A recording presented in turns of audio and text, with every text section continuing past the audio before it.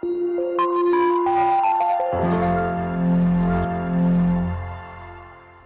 students, hope you all are doing good. Today we are doing the chapter named the Northern Plains. Northern plains यानी उत्तर दिशा में जो planes हैं, समतल भूमि है जहां हम रहते हैं, लोगों की लाइफ बहुत आसान है, उसके बारे में हम इस चैप्टर में पढ़ने जा रहे हैं। The northern mountains are the crown of India. Northern mountain यानी जो हिमालयाज़ हैं वो इंडिया का क्या है? क्राउन है, ताज है, क्योंकि इंडिया बहुत सुंदर लगता है उसके कारण। And the northern plains are the face of our country. और नर्दर्न प्लेन्स क्या है? ऐसे में वो फेस है कंट्री का, यानी अगर कंट्री से जो भी इम्पोर्टेंट चीज़ें आती हैं वो कहाँ से आती हैं? प्लेन से आती हैं। तो जो नर्दर्न माउंटेन्स हैं वो क्या है? क्राउन है इंडिया के, और नर्दर्न प्लेन क्या है? Face of our country. The northern plains lie between the Himalayas and the southern plateaus. It is a flat and leveled region. Northern plains, ये आपके नर्दर्न प्लेन्स हैं, कहाँ लाई करते हैं? ये लाई करते हैं हिमालय से नीचे और सर्दर्न प्लेट्यू से ऊपर। ओके, ये क्या है? एक फ्लैट और लेवल्ड रीजन है, बिल्कुल समतल है, फ्लैट है। The northern plains extend from Punjab in the west to Assam in the east. और पंजाब वेस्ट में, पंजाब से लेकर ईस्ट में असम की तरफ ये फैले हुए हैं। It includes the states of Punjab, Haryana, West Bengal, Uttar Pradesh and Delhi. It is also include some part of Bihar and Assam also. Okay, अब कौन कौन से राज्य, कौन कौन सी स्टेट इसमें कवर होती हैं बच्चों? पंजाब है, हरियाणा, वेस्ट बंगाल है, उत्तर प्रदेश, दिल्ली है, और बिहार और असम के कुछ पार्ट्स इसमें कवर होते हैं, इसमें नर्दर्न प्लेन्स में आते हैं ये राज्य। अब हम बात करते हैं हिमालयन रिवर्स की। Himalaya rivers, many rivers originating from the Himalayas flow through these plains. अब प्लेन्स, इन प्लेन्स में रिवर्स कौन सी आती हैं? जो हिमालय से निकलती हैं। बहुत सारी नदियाँ जो हिमालय से निकलती हैं वो इन प्लेन्स में बहती हैं। Some of these rivers are Indus, Ganga, Brahmaputra and Yamuna. These rivers irrigate the fields throughout the year. जैसे कि इंडस रिवर है, गंगा रिवर है, ब्रह्मपुत्र और यमुना है, ये यहाँ खेती के लिए पानी देती हैं, सिंचाई करती हैं क्रॉप की पूरे सालों साल, क्योंकि ये कभी सूखती नहीं है, तो पूरे सालों साल जो किसान हैं इनकी हेल्प से अपनी क्रॉप में पानी दे सकते हैं। The rivers also carry small pieces of rock, sand and silt. The silt that gets deposited is known as alluvium. और क्या लेके आती हैं ये अपने साथ? ये अपने साथ छोटे छोटे रॉक, रेत, सिल्ट, मिट्टी लेके आती है और ये डिपॉजिट हो जाती है। इससे कौन सी सॉइल बनती है? एल्यूवियम सॉइल बनती है। ओके, इसको एल्यूवियम बोला जाता है। The northern plains are longest and most fertile in the world. पूरे वर्ल्ड में जो नॉर्दर्न प्लेन्स हैं, जो ये स्टेट आपने बात की पंजाब वगैरह की, तो ये सबसे ज़्यादा, पूरे वर्ल्ड में सबसे ज़्यादा उपजाऊ धरती यहाँ की मानी जाती है। The northern plains are longest and most fertile in the world. This area is called the rice bowl of India, as most of the India's rice is grown hair.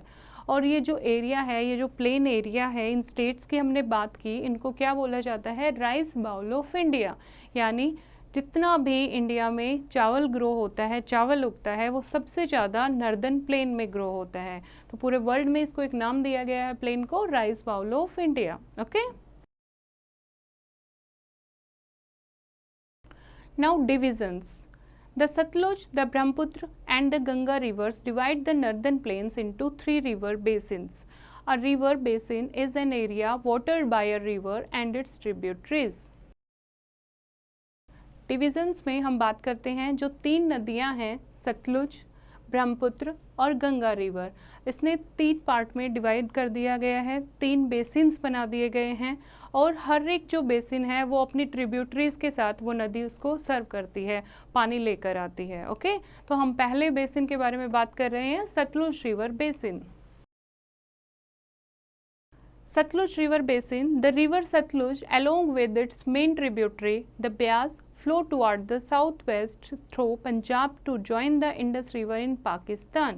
Sutlej river basin कैसे बनता है? Basin होती है एक जगह है जहाँ नदियाँ और ट्रिब्यूटरीज, जो नदियाँ और उसकी सहायक नदियाँ हैं जो अपने साथ मिट्टी वगैरह लेकर आती है, वो एक एरिया वहाँ का फर्टाइल उपजाऊ बना देती हैं, उसको बेसिन नाम दिया गया है। ओके, तो सतलुज रिवर बेसिन जो है, सतलुज रिवर और उसकी जो सहायक नदियाँ हैं वो अपने साथ पंजाब की तरफ से आती हैं और पाकिस्तान में इंडस रिवर के साथ मिल जाती हैं। The Indus finally flows into the Arabian Sea. Punjab and Haryana are the two states that lie in the Satluj basin. और सतलुज बेसिन में दो स्टेट लाई करती हैं, दो स्टेट स्थित हैं।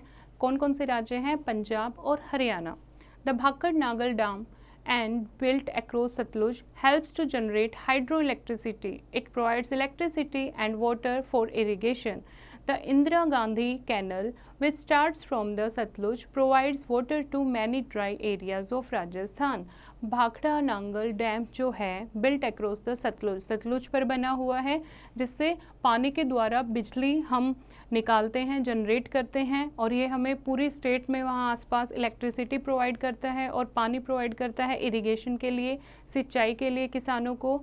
और इंदिरा गांधी कैनल, कैनल होती है नहर, इंदिरा गांधी जो कैनल है which start from the Satluj provide water to many dry areas of Rajasthan. ये आपकी कहाँ पर पानी देती है? राजस्थान के बहुत सारे एरियाज में। सतलुज से निकली हुई है इंदिरा गांधी कैनल, एक आर्टिफिशियल कैनल बनाई गई है सतलुज रिवर के साथ मिलके। तो सतलुज रिवर से जो पानी आता है वो थोड़ा बहुत इसमें इंदिरा गांधी कैनल में चला जाता है, जो राजस्थान के बहुत सारे एरियाज में सर्व करती है। ओके, अब हम बात करते हैं गंगा रिवर बेसिन की। Ganga River Basin. The Ganga Basin is the biggest in the northern plains. It originates as Bhagirathi from the Gangotri Glacier in the Himalayan mountains. जो गंगा रिवर बेसिन है वो सबसे बड़ा बेसिन है नर्दर्न प्लेन्स का, यानी उत्तर में जो हम प्लेन्स की बात कर रहे हैं इसमें गंगा बेसिन सबसे बड़ा बेसिन है। It originate as Bhagirathi from the Gangotri glacier. Gangotri glacier से भागीरथी जो प्लेस है वहाँ से गंगा रिवर स्टार्ट होती है and it flows at a high speed from the mountain slopes. On it's way down it is joined by the river Mandakini and Alaknanda. Okay, जब ये height से शुरू होती है माउंटेन रेंज से, बहुत सारे अप डाउन आते हैं और आगे आके ये कौन सी नदियों के साथ मिल जाती है? मंदाकिनी और अलकनंदा नदी के साथ मिल जाती है। These three rivers contain to form the Ganga.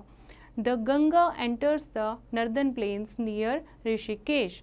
Okay, northern plain में गंगा रिवर मिल जाती है इन तीन नदियों से मिलके। उसके बाद ये एंटर कहाँ करती है? सबसे पहले ऋषिकेश में। There are a number of rivers which flow from the Himalayas and join the main streams of the Ganga. बहुत सारी रिवर्स हैं जो गंगा नदी के साथ जुड़ जाती हैं। दे आर, कौन कौन सी हैं वो ट्रिब्यूटरीज? जैसे कि घाघर, गंडक, गोमती, कोसी, सन एंड अदर स्मॉलर रिवर्स। ये सारी नदियाँ मिलके गंगा नदी में मिल जाती हैं। The Yamuna joins it at Allahabad. Allahabad में जब आती है गंगा तो उसमें कौन सी नदी मिल जाती है? यमुना नदी। दिस कॉन्फ्लुएंस इज कॉल्ड संगम। और जब यमुना नदी गंगा नदी के साथ मिलती है इलाहाबाद में तो उस जगह को क्या नाम दिया गया है? Sangam. The Ganga flows through the states of Uttarakhand. Uttarakhand के बहुत सारे स्टेट से, बहुत सारे राज्यों से गंगा नदी बहती है। Uttarakhand, Uttar Pradesh, Bihar and West Bengal. After reaching West Bengal it is diverted towards south and splitted to several branches. Okay, Ganga नदी जो है वो उत्तराखंड की काफ़ी स्टेट से निकलती है, उत्तर प्रदेश से, बिहार से, वेस्ट बंगाल से। और जब ये वेस्ट बंगाल में पहुंचती है, पश्चिम बंगाल में पहुंचती है तो अलग अलग डाइवर्ट हो जाती है, साउथ में डाइवर्ट हो जाती है और अलग अलग छोटी छोटी ब्रांचेस में इसका पानी बढ़ जाता है। Many of them joins the Brahmaputra river after passing through Bangladesh neighbouring country. और बांग्लादेश को पास करके फिर काफ़ी इसकी नदियाँ ब्रह्मपुत्र नदी को ज्वाइन कर लेती हैं। The river Hooghly is the main branch of the Ganga in India. और हुगली रिवर जो है वो गंगा रिवर की मेन ब्रांच है इंडिया में। It flows through West Bengal. Kolkata, the capital of West Bengal, is situated on the banks of the river Hooghly. जैसे कि जो वेस्ट बंगाल है, कोलकाता है, ये हुगली रिवर के किनारे स्थित हैं। आप पिक्चर में देखोगे इलाहाबाद संगम। इलाहाबाद संगम एक पवित्र स्थल है जहाँ लोगों की धार्मिक मान्यताएं जुड़ी हुई हैं। ओके, नाउ हम बात करते हैं द ब्रह्मपुत्र रिवर बेसिन की। The Brahmaputra River Basin. The Brahmaputra River is the longest of the three rivers of North India. तीनों नदियों में से यानी गंगा, यमुना, ब्रह्मपुत्र, ब्रह्मपुत्र नदी जो है वो सबसे लंबी नदी है नॉर्थ इंडिया में. It starts in Tibet where it is called Sangpo. It enters India through Arunachal Pradesh and flows through Assam before entering Bangladesh. The Ganga and the Brahmaputra, before falling into the Bay of Bengal, form the largest delta known as Sundarban Delta. Sundarban Delta जो largest delta है world का. See the picture here. Okay, ये इन दो नदियों से ही मिलके बना है, गंगा और ब्रह्मपुत्र नदी से. और ब्रह्मपुत्र रिवर जो है वो कहाँ से स्टार्ट होती है? तिब्बत से स्टार्ट होती है. तिब्बत में इसको किस नाम से बोलते हैं लोग? सांगपो नाम से बोलते हैं. जब अरुणाचल प्रदेश में, इंडिया में कहाँ से एंटर करती है? अरुणाचल प्रदेश से. ठीक है, अरुणाचल प्रदेश से एंटर करते हुए असम में आ जाती है, बांग्लादेश में. फिर उसके बाद जब गंगा नदी के साथ ब्रह्मपुत्र नदी मिलती है तो बे ऑफ बंगाल यानी बंगाल की खाड़ी में गिरने से पहले ये जो अपने साथ सिल्ट और जो भी सेडिमेंट अपने साथ मिट्टी बहाकर लेकर आती हैं वो एक जगह छोड़ देती हैं और उससे एक सुंदर डेल्टा बना हुआ है, एक ट्रायंगुलर शेप लैंड बनी हुई है जिसका नाम है Sundarban delta. Okay, now next is pollution of the major rivers. Pollution of the major rivers. Many cities exist along the banks of these rivers. बहुत सारी cities, बहुत सारे शहर बसे हुए हैं नदियों के किनारे. Some of the important cities include Delhi along Yamuna, Kolkata along Hooghly, Kanpur, Allahabad, Patna, Varanasi along Ganga. Many goods are produced in the factories which are located in these cities. The chemical waste from these factories are discharged into rivers. This makes the river water polluted. पानी जो हमारे लिए इतनी important है, नदियाँ हमारे लिए इतनी इम्पॉर्टेंट हैं, उसको हम प्रदूषित कर देते हैं. कैसे प्रदूषित करते हैं? बहुत सारे शहर हैं जो नदियों के किनारे बसे हुए हैं. जैसे दिल्ली है वो यमुना नदी के किनारे है, कोलकाता है वो हुगली के किनारे है, और कानपुर, इलाहाबाद, पटना, वाराणसी है ये गंगा नदी के किनारे हैं. यहाँ पर फैक्ट्री बनाई गई हैं. बहुत सारे शहरों में फैक्ट्रियाँ आप देखोगे फैक्ट्री होती हैं, वहाँ से केमिकल वेस्ट निकलता है. तो लोग क्या करते हैं, उसका जो भी केमिकल वेस्ट निकलता है वो नदियों में बहा देते हैं, जिससे जो नदियों का पानी है वो प्रदूषित हो जाता है, पॉल्यूटेड हो जाता है. Ganga action plan. This is very important. Ganga action plan नाम से ही पता लग रहा है आपको, गंगा को बचाने के लिए, गंगा नदी को बचाने के लिए जो गवर्नमेंट ने प्लान बनाया है that is Ganga action plan. Okay, the increase in population has resulted in a huge quantity of garbage flowing into the river. जैसे जैसे पॉपुलेशन बढ़ रही है, जनसंख्या बढ़ रही है, उससे क्या हो रहा है, उससे जो गार्बेज पॉल्यूशन है, जो कूड़ा करकट है वो भी बढ़ रहा है, नदियों में लोग बहा रहे हैं. This act of making anything impure is called pollution. Pollution क्या होता है? किसी भी चीज़ को गंदा बनाना, उसको pollute, impure बनाना, अशुद्ध करना, that is pollution. And the water of the sacred river Ganga is no longer fit for drinking. और बहुत ही दुख की बात है कि गंगा नदी जिनका पानी बहुत पवित्र है, जो हमारे लिए पवित्र नदी है, और उसका पानी अब पीने लायक नहीं रहा है. The chemical waste of various industries flow into the river making them polluted. और जितना भी केमिकल वेस्ट निकलता है फैक्ट्रीज से या फिर इंडस्ट्रीज से, उससे क्या होती है, नदियाँ क्या हो जाती हैं, पॉल्यूटेड हो जाती हैं, प्रदूषित हो जाती हैं. Ganga become more polluted when it passes through Uttar Pradesh and Bihar. और गंगा बहुत ज़्यादा प्रदूषित कब होती है? जब वो उत्तर प्रदेश और बिहार से निकलती है, क्योंकि उत्तर प्रदेश और बिहार में बहुत ज़्यादा जनसंख्या है, तो वहाँ के लोग गंगा को पॉल्यूट कर देते हैं, प्रदूषित कर देते हैं. The government has started project to clean the Ganga river and prevent its further pollution.